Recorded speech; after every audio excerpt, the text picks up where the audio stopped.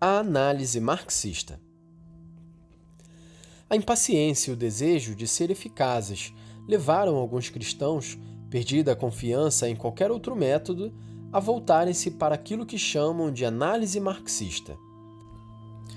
Seu raciocínio é o seguinte: uma situação intolerável e explosiva exige uma ação eficaz que não pode mais ser adiada. Uma ação eficaz supõe uma análise científica das causas estruturais da miséria. Ora, o marxismo aperfeiçoou um instrumental para semelhante análise. Bastará, pois, aplicá-lo à situação do Terceiro Mundo e especialmente à situação da América Latina. Que o conhecimento científico da situação e dos possíveis caminhos de transformação social seja o pressuposto de uma ação capaz de levar aos objetivos pré-fixados é evidente. Vai nisto um sinal de seriedade no compromisso.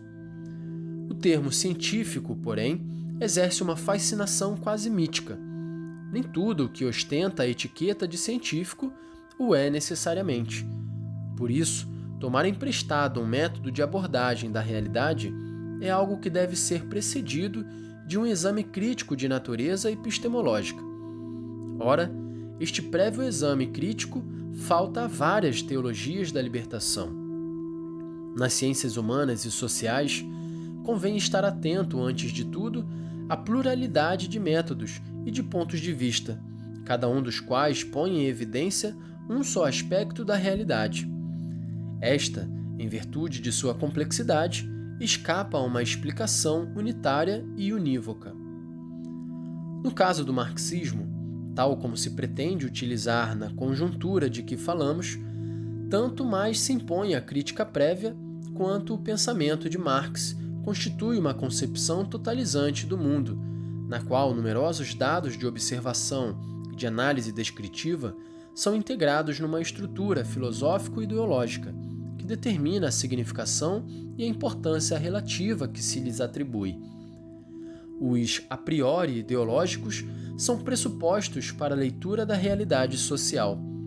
Assim, a dissociação dos elementos heterogêneos que compõem esta amálgama epistemologicamente híbrido torna-se impossível, de modo que, acreditando aceitar somente o que se apresenta como análise, se é forçado a aceitar, ao mesmo tempo, a ideologia. Por isso, não é raro que sejam os aspectos ideológicos que predominem nos empréstimos que diversos teólogos da libertação pedem aos autores marxistas. A advertência de Paulo VI continua ainda hoje plenamente atual.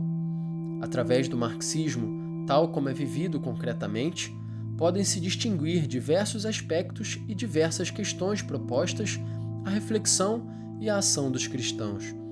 Entretanto, seria ilusório e perigoso chegar ao ponto de esquecer o vínculo estreito que os liga radicalmente, aceitar os elementos da análise marxista sem reconhecer suas relações com a ideologia, entrar na prática da luta de classes e de sua interpretação marxista, sem tentar perceber o tipo de sociedade totalitária a qual este processo conduz. É verdade que desde as origens, mais acentuadamente, porém, nestes últimos anos, o pensamento marxista se diversificou, dando origem a diversas correntes que divergem consideravelmente entre si. Na medida, porém, em que se mantêm verdadeiramente marxistas, estas correntes continuam a estar vinculadas a um certo número de teses fundamentais que não são compatíveis com a concepção cristã do homem e da sociedade. Neste contexto, certas fórmulas não são neutras, mas conservam a significação que receberam na doutrina marxista original. É o que acontece com a luta de classes. Esta expressão continua impregnada da interpretação que Marx lhe deu e não poderia, por conseguinte, ser considerada como um equivalente de caráter empírico da expressão conflito social agudo. Aqueles que se servem de semelhantes fórmulas, pretendendo reter apenas certos elementos da análise marxista, que de resto seria rejeitada na sua globalidade, alimentam, pelo menos, um grave mal-entendido no espírito de seus leitores.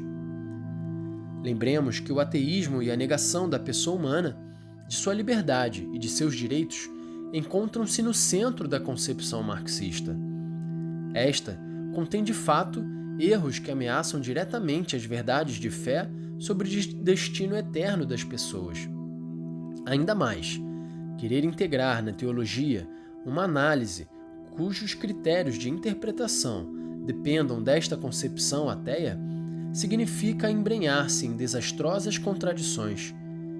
O desconhecimento da natureza espiritual da pessoa, aliás, leva a subordiná-la totalmente à coletividade e, deste modo, a negar os princípios de uma vida social e política em conformidade com a dignidade humana. O exame crítico dos métodos de análise tomados de outras disciplinas impõe-se de maneira particular ao teólogo. É a luz da fé que fornece à teologia seus princípios.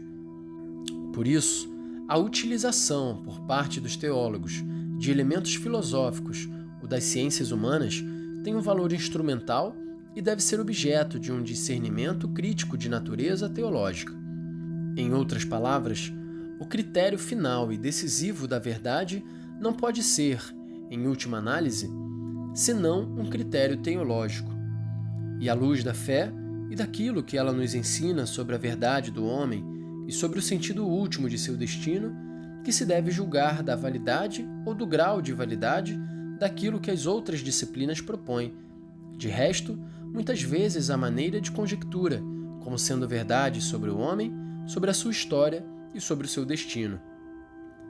Aplicados à realidade econômica, social e política de hoje, certos esquemas de interpretação tomados de correntes do pensamento marxista podem apresentar, à primeira vista, alguma verossimilhança na medida em que a situação de alguns países oferece analogias com aquilo que Marx descreveu e interpretou em meados do século passado.